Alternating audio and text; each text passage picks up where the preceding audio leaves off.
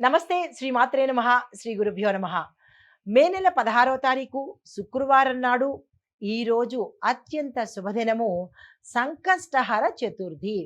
అయితే శ్రీ విశ్వావసు నామ సంవత్సరము ఉత్తరాయణం వసంత ఋతువు వైశాఖ మాసం కృష్ణపక్షం సూర్యోదయ సమయం తెల్లవారుజామున 5:47 సూర్యాస్తమ సమయం సాయంత్రం 6:37. ఈరోజు తిది చవితి తెల్లవారుజామున 5:13 వరకే ఉన్నది.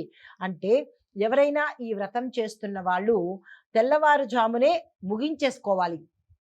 తరువాత పంచమి తిథి వచ్చేసింది కాబట్టి మనకి సూర్యోదయంతోనే ప్రధానం కాబట్టి సూర్యోదయం అయ్యే లోపల మీరు అన్నీ చేసేసుకుని పూజ ప్రారంభించుకున్నట్టయితే ఆ పూజ తర్వాత ఎంతసేపు అయిందా అనేది పర్వాలేదు, కానీ పూజ మొదలు పెట్టడమే ప్రధానం కాబట్టి సూర్యోదయ సమయం చూసుకోండి. ఈరోజు సంకష్టహార చతుర్దశి. ఎవరైనా ఉపవాస దీక్షల్లో కానీ లేదా అంటే కనుక ఈ వ్రతము ఆచరిస్తున్నప్పుడు కొన్ని నెలల నుంచి చేస్తున్న వాళ్ళు ఈరోజు కొంచెము సమయం చూసుకుని ఆ ప్రయత్నాలు చేసుకోండి. తరువాత తిది 5:13 తర్వాత నుంచి పంచమి తిథి వచ్చేసింది కాబట్టి సంకష్టహార వ్రతం చేసేవాళ్ళు ఈ విషయాన్ని జాగ్రత్తగా గమనించుకోండి. తరువాత నక్షత్రం చూసినట్టయితే మూలా నక్షత్రం మధ్యాహ్నం 3:57 వరకు ఉంటుంది. తరువాత పూర్వాషాఢ నక్షత్ర ప్రవేశము. ఈరోజు వర్జము రాత్రి 2:21 నుంచి తెల్లవారి 4:03 వరకు. దుర్ముహూర్త సమయం మధ్యాహ్నం 12:38 నుంచి 1:29 వరకు. రాహుకాలం ఉదయం 10:36 నుంచి మధ్యాహ్నం 12:12 వరకు. యమగండ కాలం మధ్యాహ్నం 3:32 నుంచి సాయంత్రం 5:01 వరకు. బ్రహ్మముహూర్త సమయము తెల్లవారుజామున 4:11 నుంచి 4:59 వరకు. అమృత ఘడియలు ఉదయం 9:16 నుంచి 11 వరకు. అభిజిత్ ముహూర్తము మధ్యాహ్నం 11:46 నుంచి 12:38 వరకు. ఇది నేటి పంచాంగం. నమస్తే.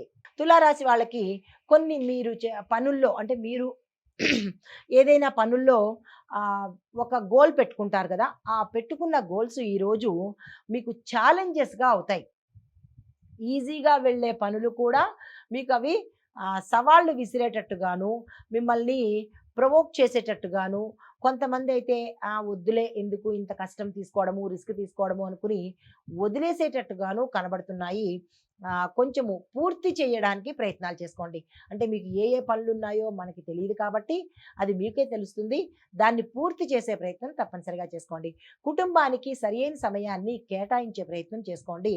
బహిరంగంగా మీరు ఏదైనా వ్యాఖ్యలు చేయాలన్నా, అంటే మీరు ఏదైనా స్పీచ్ ఇచ్చేవాళ్ళు కానీ, స్పీకర్స్ కానీ, లేదా అంటే రాజకీయ రంగంలో ఉన్నవాళ్ళు కానీ, ఇలాగ మీరు ఏదైనా మాట్లాడాలి బహిరంగంగా అని అంటే కనుక మీ మాటల మీద జాగ్రత్తలు పెట్టుకునే ప్రయత్నం చేసుకోండి. అనవసరమైన గొడవల్లోకి ఇరుక్కునే అవకాశం కనబడుతోంది. తదుపరి రాశి వృశ్చిక రాశి. ఈ రాశిలో ఆస్తి విషయాల్లో గతంలో ఇబ్బందులున్నా లేదా కోర్టులో ఉన్నా కానీ అవి ఈరోజు మీ చేతికి అందే అవకాశము, మీ పట్ల తీర్పు వచ్చే అవకాశము కనబడుతోంది. వ్యాపారాల్లో ఆశాజనకమైన పరిణామాలు చోటు చేసుకుంటాయి. ఉద్యోగంలో మంచి పేరు ప్రఖ్యాతలు సంపాదిస్తారు. అనుకున్న పనులు ఈరోజు మీరు చక్కగా పూర్తి చేయగలుగుతారు. తదుపరి రాశి ధనస్సు రాశి. కొంత నిరీక్షణ అవసరము, అంటే ఇంకా మీరు ఓర్పు వహించాలి. కొంత మరి సమయం వెయిట్ చేయవలసిన పరిస్థితి కనబడుతోంది. ధనం తక్కువగా వస్తుంది. మీరు అనుకున్నంత ఈరోజు చేతికి అందదు, కానీ అందుతుంది తక్కువ అనుకున్నట్టుగా. అంటే లాభాలు చూసే వాళ్ళకి మీరు ₹10 లాభం అనుకుంటే రూపాయి లాభం వచ్చేటట్టుగా కనబడుతోంది. నిరాశ చెందకండి. కుటుంబంలో చిన్న చిన్న సమస్యలు వచ్చే అవకాశం కనబడుతోంది. సంయమనం పాటించుకోండి. ఉదయం దాటాక మధ్యాహ్న సమయం నుంచి మీకు మంచి జరిగే అవకాశము, ఏ పని చేసినా మంచి జరిగే అవకాశం కనబడుతోంది కాబట్టి ఉదయం వరకు ఓర్పు వహించండి.